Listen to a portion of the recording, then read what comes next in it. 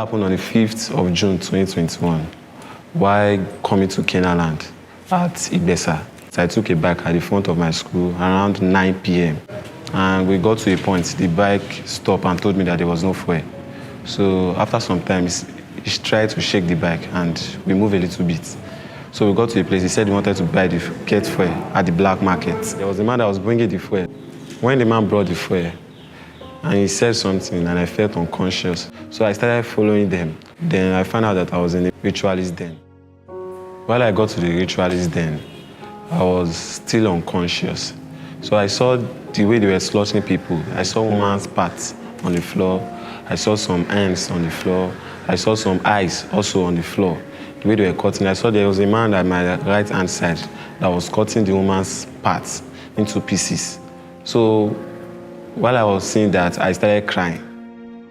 So while I was crying, the bike man was asking for his money because I think for bringing one person, you are meant to collect 10,000 naira.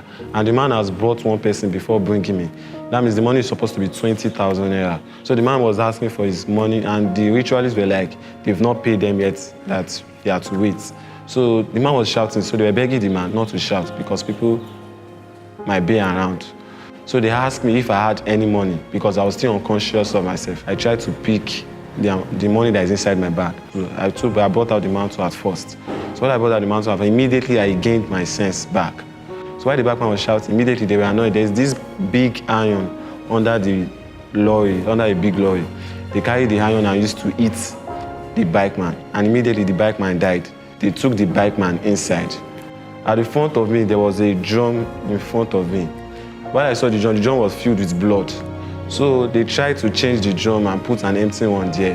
They carried the bikeman. I was seeing the way they were slaughtering the man inside a tiny room. They were slaughtering the man and the blood was flowing inside the drum. While the blood was flowing, I started crying again. Then they brought a guy to my front. While crying, I remembered I read this book, God Still Heals All Terminal Diseases, including COVID-19. So immediately I remember these scriptures that Papa quoted, that Ezekiel 37 verse 1 to 10, where Papa was talking about the spirit of Ezekiel, that where Ezekiel was talking about, do you believe that this dry bone shall jump back to life? Immediately, I started prophesying to myself. I said, I will leave this place alive. Then I also remember the winner's personalized prophetic declaration. I was declaring it to myself. Then this guy at my front started praying with me too. It was now time for them to carry the next person inside. So they told the guy at the front of me that his time is up. So the guy said, I give up. The word struck me like, I mustn't give up. I must continue to pray. While they took the guy inside, they slaughtered him. And I started seeing the blood flowing into an empty drum.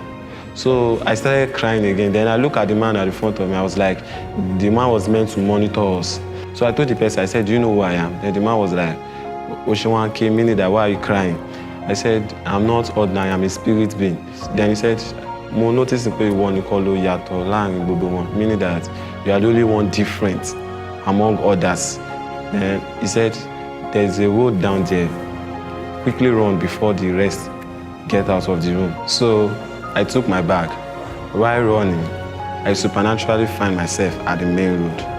That was how I escaped from the hand of the ritualist. I've come to give God all the glory.